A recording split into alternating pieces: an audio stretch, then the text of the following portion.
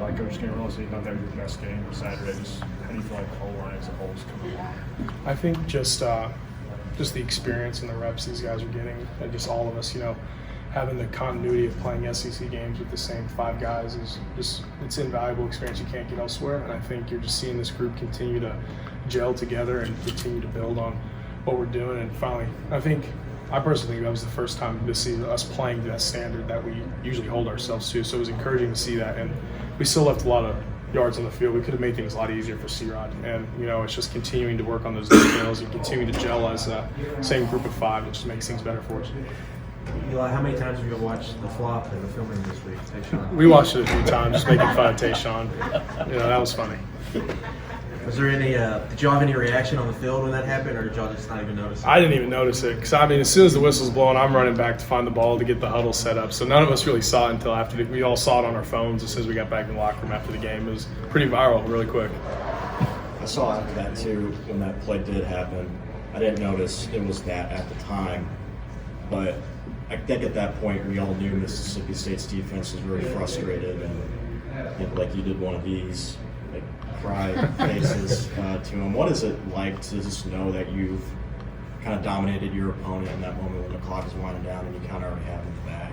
It's a really good feeling as an offensive line, because it's frustrating as a group to know that that's what we've been capable of for so long, and it's been frustrating that we haven't been putting that out on the field so far this season. So to finally see it come together, to have the same 5 for an extensive period of time throughout practice and in games, and to have a group of 5 that's confident in the game plan and we're confident in what we're doing, and having C-Rod back there, I just think it was very relieving and just exciting to be able to finally show what this O-line's capable of and the talent that we have in this group. And I think it's a really offensive line. It's just a great feeling to be able to put it all together and see it come out in the field and produce the outcome we want to see.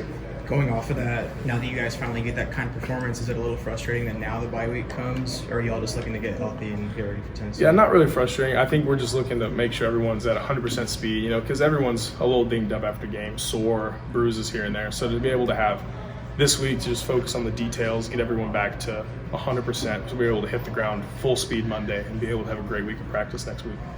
So, what's kind of been this season like for you individually, moving to a new position, playing center for the first time, and how's your comfort level grown each week? Exponentially each week. It's just something to continue to grow into that position and the different responsibilities and different challenges of the position. It's not too much different than guard was post-snap. It's just a lot different pre-snap. That's when everything gets a lot different playing center, IDing defenses and things like that. So I just feel like the more reps you get, the slower the game feels and things slow down for you. It makes it easier to be able to get to your aiming points and get to your targets. C-Rod carried it 31 times. Did he earn a little extra time off Absolutely, early this week?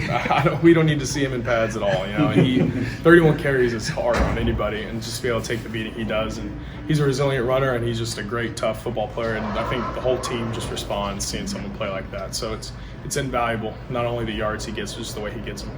What's it like seeing him get downhill and you're watching from behind, and he's got 8 yards and couple of safeties looking at him? Yeah, it's exciting, and I think it hurts the defense's morale too, because it's the arc. I hear Coach White talking about you can't let them ooze yards. And I think that's something C-Rod makes defense with. When he makes contact, there's 3 or 4 yards extra each time, and that's something that I know Coach White harps our defense. You can't let them ooze, and so to be able to do that as an offense, to get those extra 3-4 yards, that 3-yard run turns into 6, and that 6-yard run turns into 9. It's just something that, as the game goes on, it just wears them down physically and mentally. And so to have a back that can do that's really special. How do you feel like you guys have grown, speaking of mentally, being able to wear down an opponent like that with body blows, 30 carries in the game? And how do you feel like as you look back on the first 7 weeks, you can kind of implement that into these last 5? I think it just speaks to the execution of the offense, because to give someone 30 carries means you have to have a lot of drives that are being sustained over multiple plays. You can't go 3 and out. You can't get to the 50-yard line and then go 3 and out. So I think it just speaks to Will's ability to convert on 3rd and long when we get behind the chains, and it speaks to C-Rod's ability to get us across the chains when it's 3rd and short. And to be able to sustain drives like that takes a concentrated effort from all 11 guys. You can't screw up on offense. You need 11 guys on the screws, doing their job every single play. So I think that just speaks to the execution we were able to have Saturday, to be able to sustain those long drives and be able to give the ball 31 times with success. You have any early thoughts on the Tennessee defense? Yeah, they're obviously a good defensive unit, a very good football team. I think they're ranked like 3rd or something in the country now. So it's a really good football team. It's going to be a hostile environment. I think defensive line is just some big penetrators. I think they are just a very well-built defensive line. They're going to be some big, strong guys that will take good pad level, get aiming points to block them, and they're fairly multiple in how they'll line up. They'll play just a base defense that we've seen before, but it's just going to take detailed execution to be able to win in an environment like that against a very talented defense.